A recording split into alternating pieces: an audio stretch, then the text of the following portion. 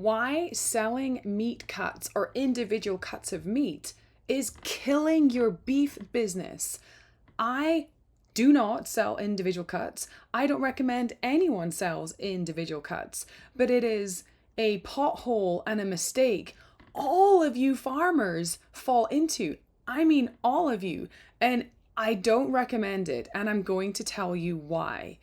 These are probably things that as a farmer, you never think of. You never think that, you probably think if I sell steaks and I sell ground and I sell roast, I'm going to sell everything. When the reverse is actually true. And we're going to go into it in a little bit of detail. So for fear of maybe being a little bit technical, but it's important you understand these terms, is I'm going to talk about average cart value or average order value. And if you sell individual cuts on your website, your average order value is very small. And we want that average order value to be massive. We want people to come to our online store and purchase big items. For example, on my own ranch, my average order value, so every time someone comes to my store and makes a purchase, my average order value is over $1,000. If I sold individual items, my average order value might only be $100, and that's a massive, massive difference. So I have some pictures here. So this is your average order value. So total revenue, so your total revenue of everything you've sold divided by the number of orders will give you your average order value. So obviously the more orders you have with a smaller amount per order, you're going to have a really low average cart value or average order value, which means your revenue is going to be low. Bear with me. It will make sense, I promise.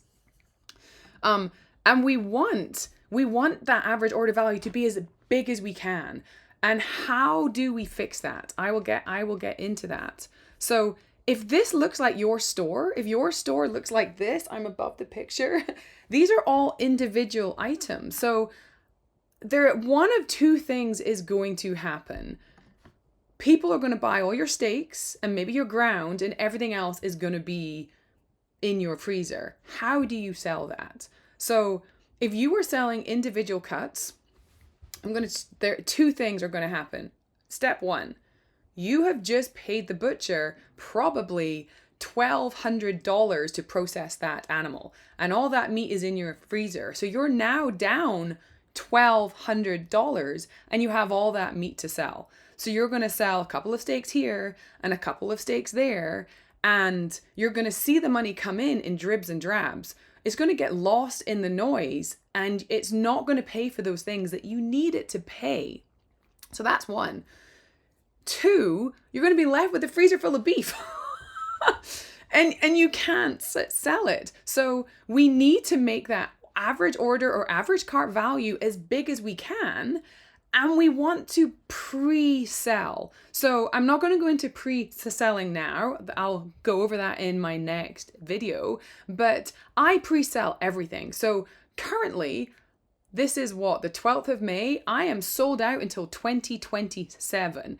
And I have money for that now. So people are paying me deposits for quarters, sides, whole, or smaller packs. And they're going to get slotted into the next coming months. But I have a huge portion of that money now. I don't have beef sat in a freezer. I don't owe money to the butcher. I have that money now. That is my cash flow. If you sell individual cuts, you don't get that. So stop selling individual cuts. It is killing your beef business. Absolutely killing it. But I can fix that. So the next video, we are going to go over how to increase that, how to stop that, what works, how can we pre-sell. Stay tuned.